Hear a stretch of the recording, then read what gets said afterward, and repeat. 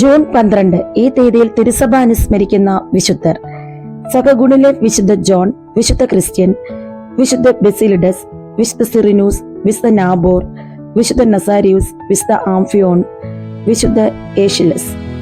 സകഗുണിലെ വിശുദ്ധ ജോൺ 1419-1479 കാലഘട്ടത്തിലാണ് സകഗുണിലെ വിശുദ്ധ ജോൺ ജീവിച്ചിരുന്നത്. സ്പെയിനിൽ സെയിന്റ് ഫഗോണ്ടസിൽ ജനിച്ച ജോൺ 26-ാമത്തെ വയസ്സിൽ പുരോഹിതനായി. ഉടൻ തന്നെ അദ്ദേഹം അധികാരവും ധനസാധ്യതകളുമുള്ള വൈദിക സ്ഥാനങ്ങളിൽ നിയമിതനായി. ഉത്തരവാദിത്തങ്ങളിൽ മുഴുകി ജീവിക്കവേ തന്റെ ജീവിതം തികച്ചും ലൗകികം മാത്രമാണെന്ന ചിന്ത അദ്ദേഹത്തിന് തീവ്രമായി അനുഭവപ്പെട്ടു തുടങ്ങി. അദ്ദേഹം ആ വൈദിക സ്ഥാനങ്ങൾ ഉപേക്ഷിച്ച് ദാരിദ്ര്യത്തിലും ആശാനിഗ്രഹത്തിലും ജീവിക്കുവാൻ തുടങ്ങി. ജ്ഞാനവായനയും ധ്യാനവും പ്രാർത്ഥനയും ലൗകിക സന്തോഷങ്ങളെക്കാൾ നിർമ്മലമായ ആനന്ദം നൽകുമെന്ന് അനുഭവം കൊണ്ട് അദ്ദേഹം മനസ്സിലാക്കി. ഈ മാനസാന്തരത്തിന് ശേഷം ജോൺ സലാമാങ്കയിൽ 4 കൊല്ലം ദൈവശാസ്ത്രം പഠിച്ചു. അനന്തരം കുറെ കാലം തീക്ഷ്ണതയോടെ വൈദിക വൃത്തി ചെയ്തു.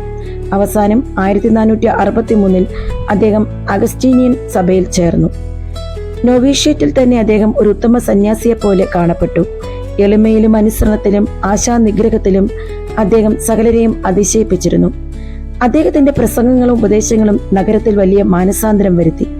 തർക്കങ്ങൾക്ക് മധ്യസ്ഥ വഹിക്കാനും കക്ഷികളെ അനുരഞ്ജനത്തിലെത്തിക്കാനും അദ്ദേഹത്തിന് നല്ല കഴിവുണ്ടായിരുന്നു. കുറെ നാൾ ഫാദർ ജോൺ നവസന്യാസ ഗുരുവായിരുന്നു. 1471 മുതൽ പ്രിയോരും സഭയുടെ ചൈതന്യം പാലിക്കുന്നതിൽ അദ്ദേഹം സർവദാ വിജയിച്ചിരുന്നു. അധികാരം പ്രയോഗിച്ചല്ല, മാതൃക വഴിയാണ് അദ്ദേഹം കീഴുള്ളവരെ ഭരിച്ചത്. എല്ലാവർക്കും അദ്ദേഹത്തിന്റെ വിശുദ്ധിയെപ്പറ്റി നല്ല മതിപ്പുണ്ടായിരുന്നതുകൊണ്ട് ആരും അദ്ദേഹത്തിന്റെ ഉപദേശങ്ങളും നിർദ്ദേശങ്ങളും അവഗണിച്ചിരുന്നില്ല. ഭൃത്യരെ ദ്രോഹിച്ചിരുന്ന ഒരു പ്രഭുവിനെ ഫാദർ ജോൺ ഒരിക്കൽ ശാസിക്കുകയുണ്ടായി. അദ്ദേഹം ഫാദർ ജോണിനെ വധിക്കാൻ 2 പേരെ അയച്ചു. അവർ അദ്ദേഹത്തിന്റെ വിശുദ്ധ മുഖം കണ്ടതോടെ ദുഷ്ടവിചാരം തള്ളി മാപ്പപേക്ഷിച്ചു. പ്രഭു രോഗബാധിതനായി. അപ്പോൾ അദ്ദേഹം ക്ഷമാപണം ചെയ്തു. വേറൊരിക്കൽ ഒരു പാപിയെ മാനസാന്തരപ്പെടുത്തിയപ്പോൾ പാപത്തിന്റെ സഖിയായ പ്രഭുവി ഫാദർ ജോണിന് വിഷം കൊടുത്തു. 1479 ജൂൺ 11-ാം തീയതി അദ്ദേഹം മരിച്ചു.